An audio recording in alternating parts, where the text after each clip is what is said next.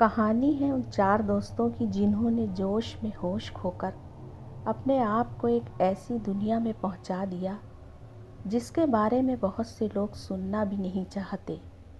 तो दोस्तों, आज मैं उन चार दोस्तों की कहानी सुनाने जा रही हूँ जिन्होंने जो महसूस किया वो वाकई में बहुत डरावना था। तो आइए अब कहानी की तरफ चलते हैं। चार दोस्त थे। उम्र तकरीबन 18 से 22 साल के बीच रही होगी। ये लोग जब आपस में मिलते तो तरह तरह के प्लान्स बनाते और उनके प्लान्स भी बहुत अजीबोगरीब होते थे। एक बार फिर चारों इकट्ठे हुए और बातें करते हुए उनमें से विनय नाम के लड़के ने एक सुझाव दिया कि कल हम एक जगह चलेंगे। सुना है काफ़ी एडवेंचरस और हॉन्टेड जगह है और बड़ा मज़ा आने वाला है। सभी को प्लान पसंद आया और अगले दिन एक कार में बैठकर चारों चल दिए।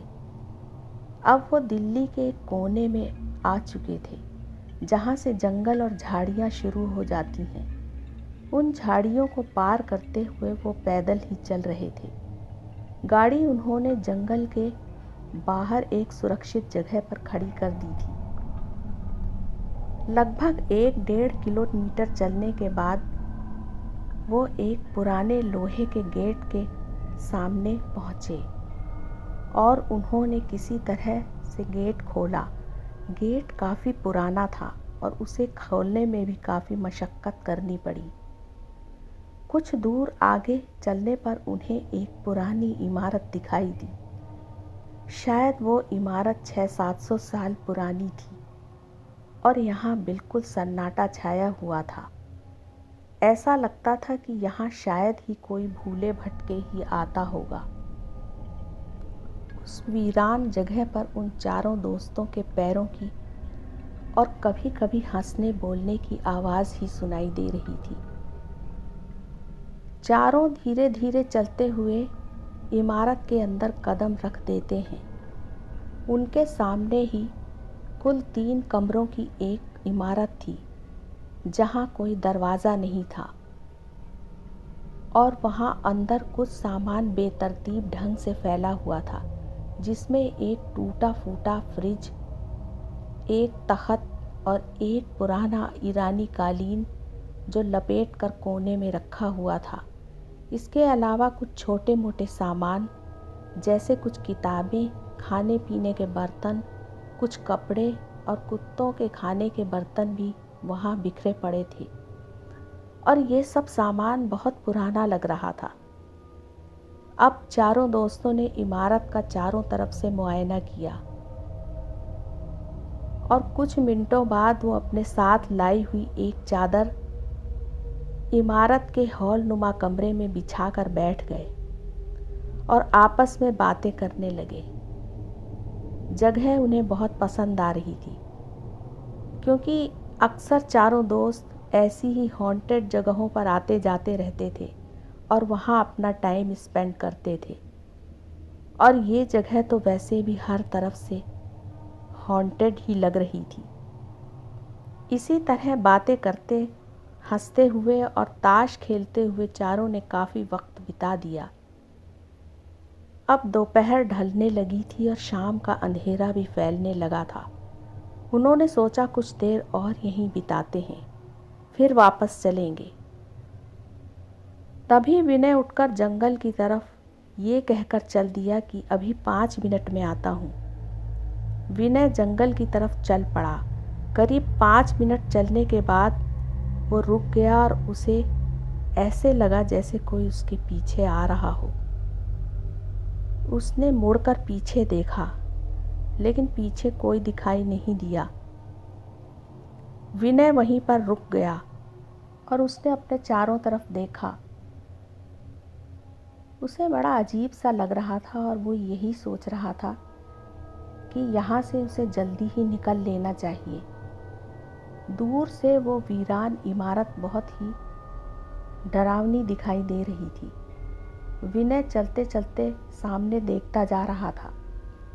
तभी उसके कदम ठिठक गए क्योंकि उसे सामने इमारत के बड़े से खुले दरवाजे से कोई परछाई दिखाई दी। वो परछाई किसी औरत की लग रही थी, जिसने अपने हाथों से चेहरा छुपा रखा था, और वो बुरी तरह रो और सिसक रही थी। जंगल में उसके रोने और सिसकियों की आवाज़ गूंज रही थी। विनय बहुत डर गया, लेकिन उसके कदम आगे बढ़ ही नहीं सके। वो वहीं खड़ा का खड़ा रह गया, क्योंकि वो औरत धीरे धीरे विनय की तरफ बढ़ती आ रही थी। इधर विनय के दोस्त सोच रहे थे कि विनय कहाँ रह गया।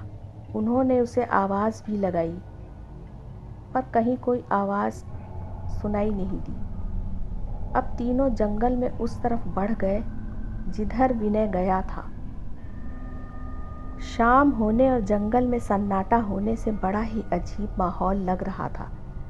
किसी अनहोनी होने की आशंका से तीनों मन ही मन डर भी रहे थे। झाड़ियों के बीच से होते हुए वो आगे बढ़ते जा रहे थे। तभी उन्हें कुछ दूर से विनय की एक जोरदार चीख सुनाई दी। तीनों दोस्त आवाज़ की दिशा में दौड़ पड़े। कुछ दूर जाने पर उन्हें विनय जमीन पर पड़ा हुआ दिखाई दिया। वो लगभग बेहोश सा था और उसके चेहरे पे डर का भाव साफ दिखाई दे रहा था। चेहरे पर कुछ खरोंच के हल्के निशान भी दिख रहे थे और ऐसा लग रहा था शायद किसी जंगली जानवर ने उस पर हमला किया हो।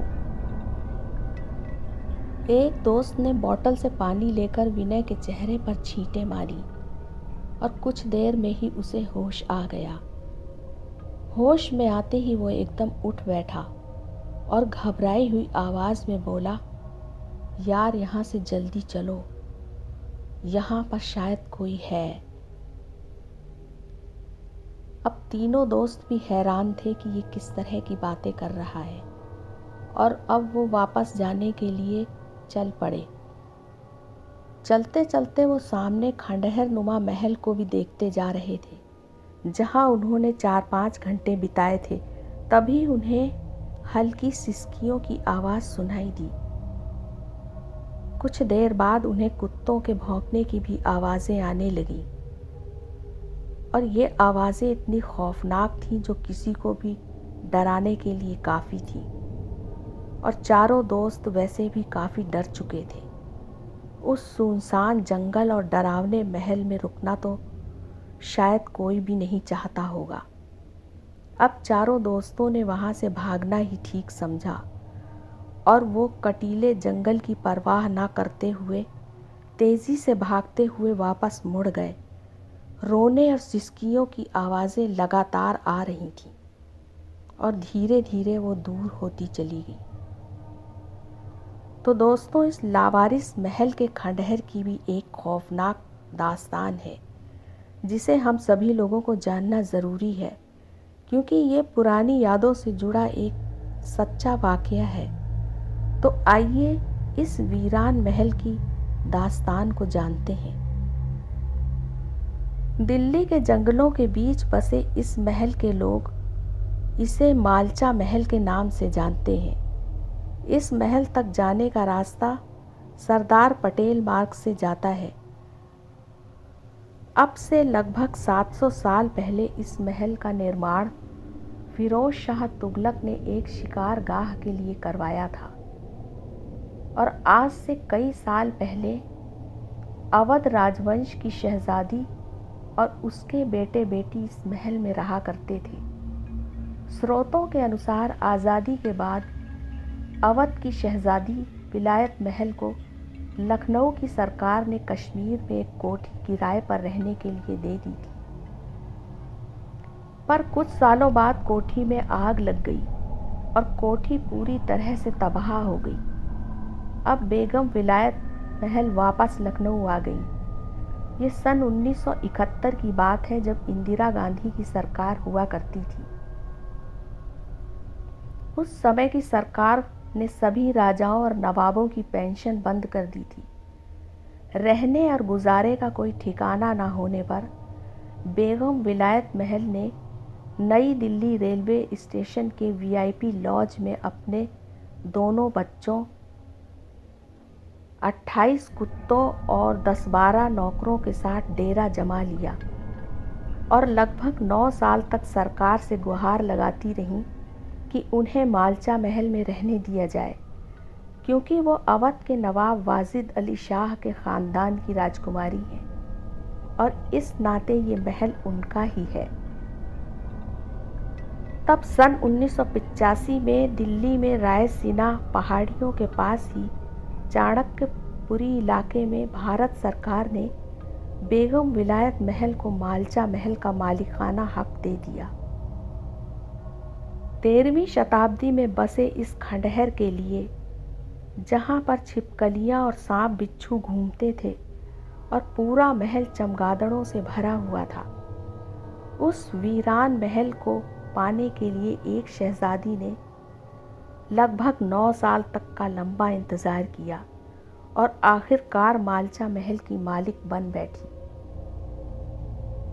विलायत महल अपने दोनों बच्चों प्रिंस अली रज़ा रियाज और राजकुमारी बेगम सकीना महल के साथ मालचा महल में रहने आ गई, जहां न बिजली, न पानी और न ही रहने के कोई साधन थे, लेकिन फिर भी वो उस वीरान महल में रहने लगे। कहा जाता है कि इन लोगों के पास कुछ ज्वेलरी बची हुई थी, जिन्हें बेचकर ये घर का खाना और कुत्तों के लिए हड्डियां लाते थे। इस वीराने में ये तीनों, उनके नौकर और कई कुत्ते रहते थे और इसी तरह कई साल बीत गए। धीरे धीरे नौकर भी छोड़कर जाने लगे और कुत्तों को आसपास के लोगों ने जहर देकर मार दिया। पैसों की कमी और बदहाली में बेगम विलायत महल गहरे डिप्रेशन में चली गई और उन्होंने 10 सितंबर सन 1993 को अपनी अंगूठी के हीरे को तोड़कर उसे खा लिया और उनकी मौत हो गई।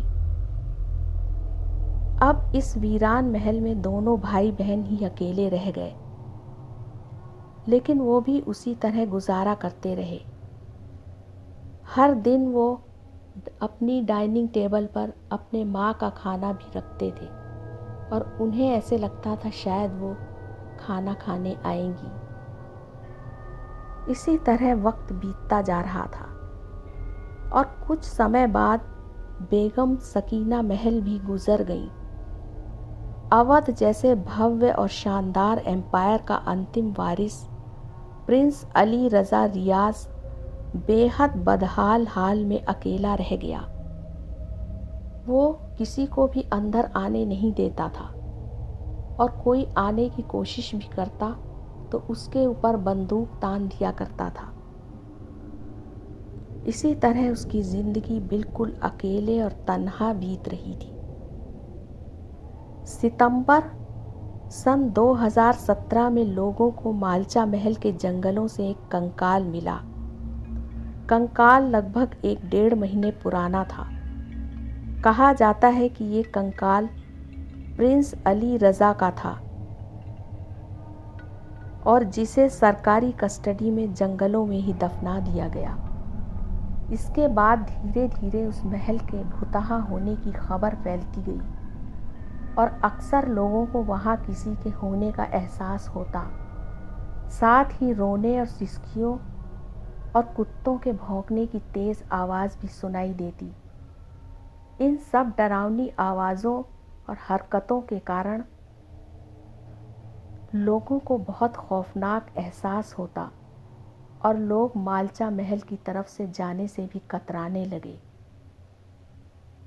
तो दोस्तों, ये थी दिल्ली के मोस्ट हॉन्टेड मालचा महल की सच्ची कहानी।